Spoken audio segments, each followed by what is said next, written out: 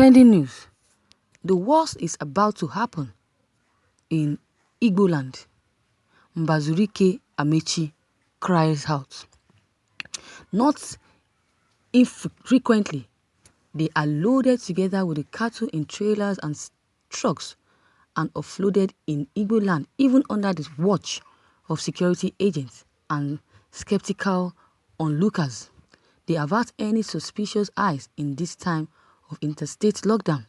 They are perfectly cradled or concealed inside two foodstuff containers and transport all the way from the north down to the heart of the hinterlands of Igbo land. Igbo are fear-stricken. First Republic Elder Statements. Chief Amechi Mbazurike fears that the worst may happen very soon to Igbo.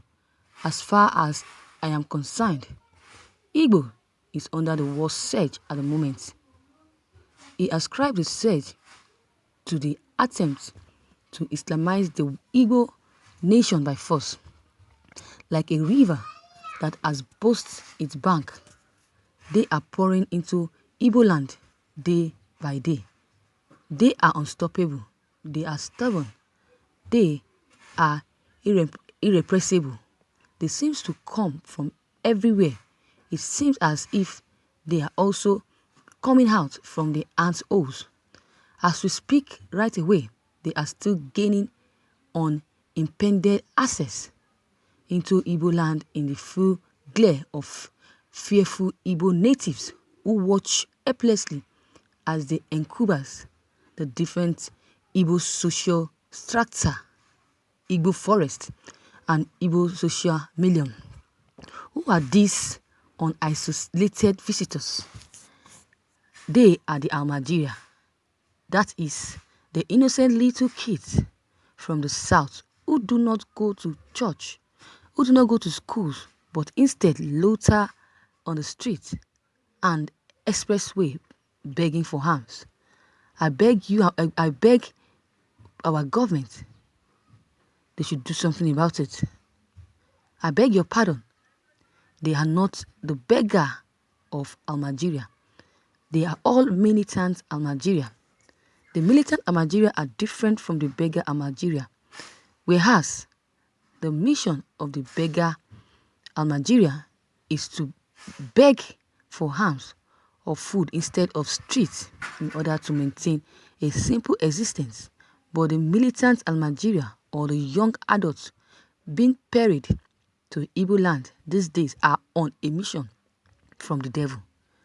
Their only mission in Igbo land is to destroy the place or cause mayhem. Having said that, the militant Almajiria, or the fierce looking armed young adults infiltrating Igbo land from Kano, Jigawa, Sokoto, and other northern states, as I've earlier stated before, are we not the ones to put these people through? Are we not to survive these people? As I've said before, there are two types of Almajirian. The first one are the ones begging for alms, while the second one are being used. They are used by the devil. I've not heard this before. This is my first time of hearing this. Is that true? According to what he said these people that are in a mission to destroy the country, that their mission is to make sure that everybody in this community, in Nigeria, their life should be taken and they will take over. I really don't know more about that decision, but this is all I know about the reason why they are repatriating this Nigerian to other states.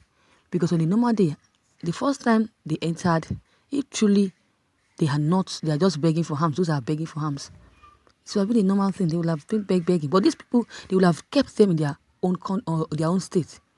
But it's a situation that when the state drove them away, they order them to go to another state. They want to enter. They're looking for a place to dominate, so that after getting the exact place, they will not execute their plans. But with God that is watching us will never allow that to happen. Having said this, the militant Amajiri, or the fierce-looking armed young adults of Igbo land from Kano, Jigawa, Sokoto, and other northern states, as I've earlier stated, are not beggars. They're not beggar Almajiria looking for food or seeking rehabilitation. They are on a mission to wreak havoc in Igbo land.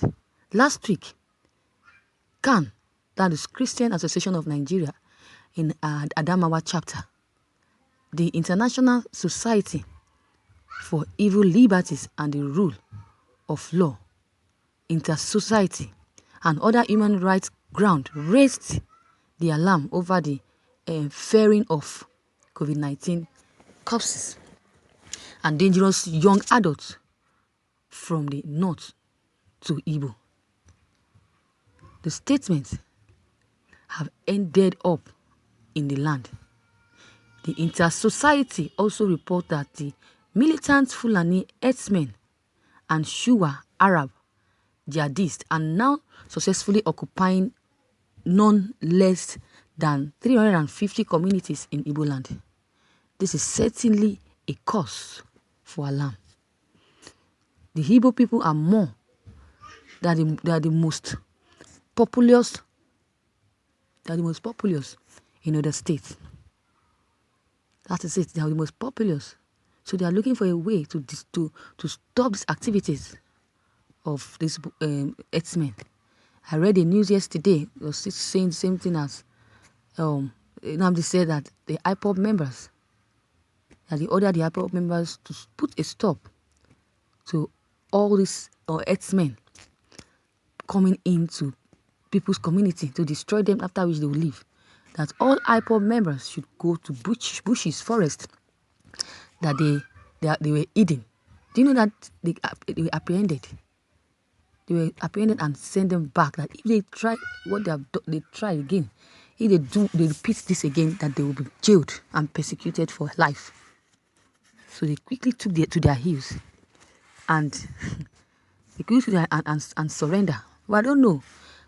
I know that leaving this Igbo community, since they have rejected them in the Igbo community, I'm very much sure that they're still looking for a way, or look for another state to dominate. All these ones, but according to this writer is saying, they said all these ones that are repatriated from one place to another, if this state rejects them, they go to other state, and like that, rejecting and like that. All these ones are evil Almajiria. They are evil Almajiria. Because the ones that beg for harm, they can never, even if the government chase them out of the state, then they'll just relax and go back to their state. But those people repatriating them, sending them to different states, as hidden agenda for sending these people by not giving up. They don't want to give up by sending these children back to their state and give them a proper care and education. Imagine that. With the exception of the Obasanjo, the different northerners had ruled Nigeria in those 30 years. Yet, northern Nigeria is poverty right large. If, for instance, maximum director Sani Abacha had used half of the monies that is stole in building schools for this Amajiri, their numbers on the street would probably have reduced by now. But Buhari is not using his sense.